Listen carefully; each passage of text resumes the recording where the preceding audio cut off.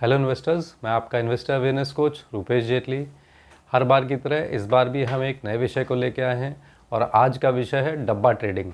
डब्बा ट्रेडिंग होती क्या है, किस तरह से करते हैं और क्या आपको ये करनी चाहिए, तो समझते हैं आज के इस SIP एक पहल में डब्बा ट्रेडिंग क्या होती है। तो सबसे पहले डब्बा ट्रेडिंग इस तरह की ट्रेडिंग है जो कि आप नॉर्मल तरीके से नहीं करते हैं, या वो ब्रोकर जहाँ पे आपने अकाउंट खोला होता है वो आपका अकाउंट नहीं खोलता। आप सिंपली उसको ऑर्डर देते हैं, वो आपके लिए ट्रेड करता है, लेकिन ना ही कहीं आपका अकाउंट खुला होता है, ना कोई ट्रेड आपके लिए हो रहा होता है।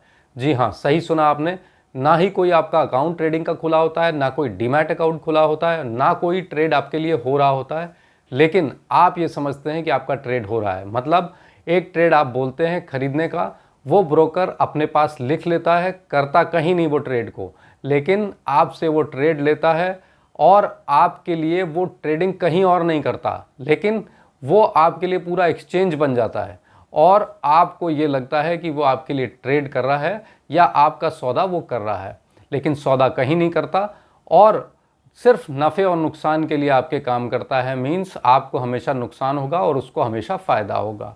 इसमें वो ब्रोकरेज की बात नहीं करता, टैक्सेस की बात नहीं करता या और कोई बात नहीं करता। इसमें करना क्या है आपको कि सबसे पहले आपको एक ट्रेड बोलना है और वो ट्रेड अपने पास लिख लेता है। आप ज़्यादातर लोग खरीदारी का ट्रेड देते हैं और उसने खरीदने के सौदे को आपके लिख लिया और एक तरह से उसने वो सौदा बेच दिया। अब आपको एक टाइम लिमिट होती है कि इस टाइम लिमिट में वो सौदा आपको बराबर करना है। जब आप वो सौदा बराबर करने जाते हैं तो 90% आपका लॉस होता है और वो सारा का सारा प्रॉफिट उस ब्रोकर को चला जाता है। इस तरह से वो डब्बा ट्रेड में आपके सौदे को कहीं भी किसी एक्सचेंज में, किसी टर्मिनल पे, किसी ट्रेड के लिए नहीं डालता और आपको सिर्फ ट्रेडिंग के लिए ही इस्तेमाल करता है। और आपको लगता है कि आप ट्रेड कर रहे हो, आपको कोई अकाउंट नहीं खोलना है, आपको सिर्फ अपने ब्रोकर को एक कह के ऑर्डर लगाना है और उसके बाद वो ऑर्डर सिर्फ ब्रोकर ट्रेड करता है, जबकि वो कहीं ट्रेड नहीं कर रहा होता और आप इस गलत फहमी में रहते हैं कि वो आपके लिए ट्रेड कर रहा है एक्सचेंज में, जबकि वो ट्रेड कहीं नहीं होता। क्योंकि आप इस चीज़ को समझते हैं कि मेरे को अकाउंट नहीं खोलना, डीमैट अकाउंट नहीं खोलना किसी तरह का, और आपको ये लगता है कि मैं पैसे बचा रहा हूँ ब्रोकरेज के, टैक्सेस के, लेकिन ऐसा नहीं है। आप बिल्कुल ऐसा मत समझिए कि आप कोई पैसे बचा रहे हैं, आप अपने पैसों का नुकसान कर रहे हैं।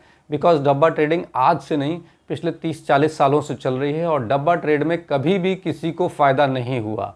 तो इसलिए बहुत ध्यान रखें कि डब्बा ट्रेड आप एक अच्छे इन्वेस्टर के तौर पे नहीं करें तो ज़्यादा अच्छा है, क्योंकि डब्बा ट्रेड कहीं से भी रेगुलराइज्ड या किसी भी सेबी रेगुलेटरी अथॉरिटी द्वारा किसी भी तरह उसको मान्यता नहीं दी हुई है। डब्बा ट्रेड पे पकड़े जाने पे बहुत सारे फाइन्स हैं। उस डब्बा ट्रेड से बचने की कोशिश करें।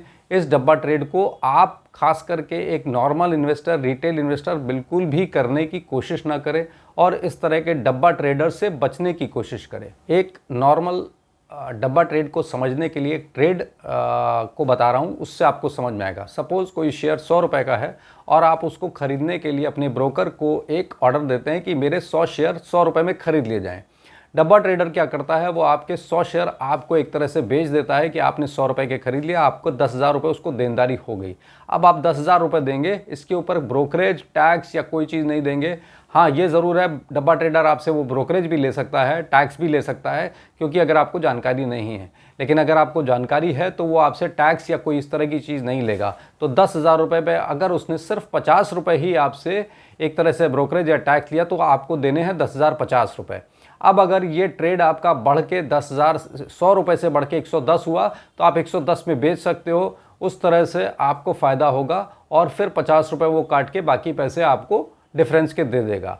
लेकिन अगर वो चीज़ 100 रुपये से घट के 90 हो गई और आपका टाइम ख़त्म हो गया, उसने अगर 1 हफ्ते का समय दिया या 10 दिन का समय दिया है, तो 90 रुपये होने के बाद आपको वो ट्रेड काटना ही है और आप 10,000 रुपये के 9,000 रुपये प्लस ब्रोकरेज जो उसने दोनों बार की काट ली वो चली जाएगी और इस तरह से आपको नुकसान होगा। 90% केसेस में, 95% केसेस में डब्बा ट्रेडर को फ़ायदा होता है, डब्बा इन्वेस्टर को नुकसान होता है। वो यही मानता है कि मुझे फ़ायदा होगा, कम पैसे लगा के मैं काम कर पाऊंगा, लेकिन ऐसा बिल्कुल नहीं है।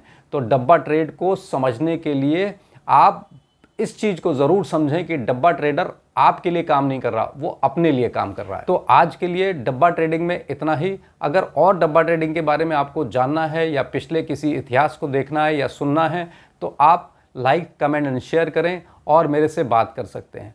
धन्यवाद।